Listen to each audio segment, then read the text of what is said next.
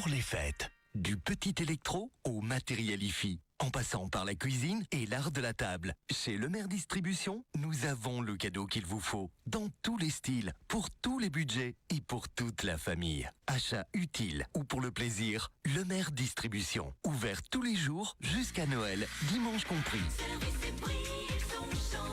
Lemaire Distribution, route de Wem à Beaunier-Malmedy. Impact FM, un fort jeune. Et on y va pour le bien, fort jeune en direct également sur Facebook Impact News pour l'image. Et on accueille Rachel Gazon. Bonjour Rachel. Bonjour Patrick. Alors, j'ai bien compté, ce sera le dernier billet cette fois de l'année. Le dernier billet de l'année. On est bien d'accord. On se retrouve dans 2 semaines ou 3 semaines. Oui, on se retrouve l'année prochaine. Oui, quoi. Mais ça paraît toujours bien loin. Alors, 5 conseils pour un blocus réussi. C'est l'intitulé de ce dernier billet. Le blocus arrive à grands pas pour les étudiants du supérieur. Une étape qui peut être stressante pour beaucoup d'étudiants, bien évidemment, surtout quand il s'agit de ce premier blocus. Aujourd'hui, on donne 5 conseils pour un blocus réussi, Rachel. Oui, alors chez Un Fort Jeune, il y a vraiment 5 conseils clés qu'on donne aux étudiants pour une session d'examen réussie. Le premier conseil, ça va être la planification de son étude. Le deuxième, c'est de garder du temps pour ses loisirs. Le troisième, de soigner son hygiène de vie. Ensuite, de trouver un endroit d'étude adapté. Et enfin, de ne pas hésiter à faire appel à l'aide d'autrui si on est en difficulté. Voilà, et on va passer en revue, bien entendu, chaque conseil un peu plus en détail. Tout d'abord, la planification et le fait de garder du temps pour ses loisirs. 2 conseils importants pour un blocus réussi.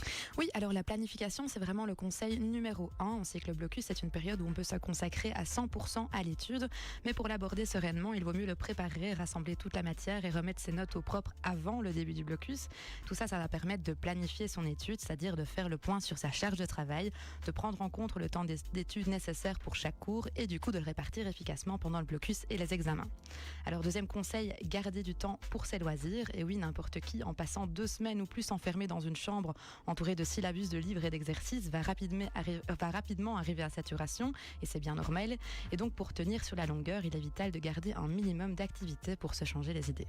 Voilà, et comme vous l'avez dit Rachel, il est donc important de soigner son hygiène de vie et surtout de trouver un endroit d'études adapté. Oui, effectivement, on en arrive au conseil numéro 3, soigner son hygiène de vie. Si on ne prend pas soin de son corps pendant le blocus, cela se ressentira inévitablement dans l'étude.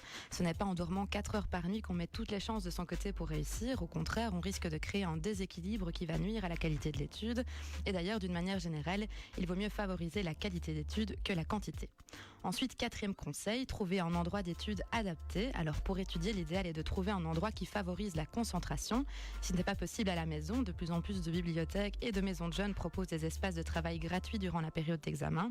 Et enfin, depuis l'année dernière, il faut savoir que le centre sportif de Malmedy propose également des blocus études sport afin de permettre aux étudiants de pratiquer du sport collectivement ou individuellement pendant leur étude. Effectivement, on en avait parlé lors du 8h8 il y a quelques jours. Voilà.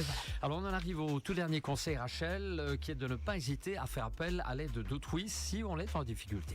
Oui, effectivement, pendant le blocus, il ne faut pas rester seul avec ses difficultés. Et donc, il faut savoir que pour les étudiants qui en ont besoin, tous les établissements supérieurs proposent des services d'aide à la réussite. Et d'ailleurs, certains établissements organisent même des blocus dirigés pour les premières années afin de les soutenir et les encadrer pour augmenter leurs chances de réussite.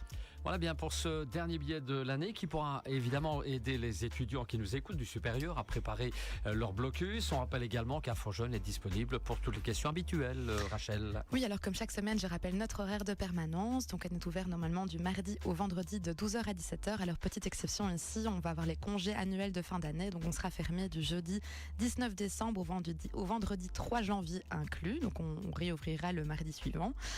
Et sinon, on reste joignable par téléphone au 080 33 93 20, par mail sur mailmedy@inforjeune.be et évidemment via les réseaux sociaux comme Facebook et Instagram. Voilà, vous allez profiter de quelques jours bien mérités, mais il faudra en revenir. Hein. Oui, on y reviendra. Oui. On n'y est pas encore. Je ne vous oublie pas. Allez, on vous souhaite une bonne année déjà d'avance et en tout cas de bonnes fêtes de fin d'année, que tout se passe au mieux. Un grand bonjour à toute l'équipe Rachel et on se retrouve l'année prochaine en 2025. Merci. Alors, hein. Rachel, merci. Dans quelques instants, les infos de 8h va suivre un nouveau 8h8. À tout de suite.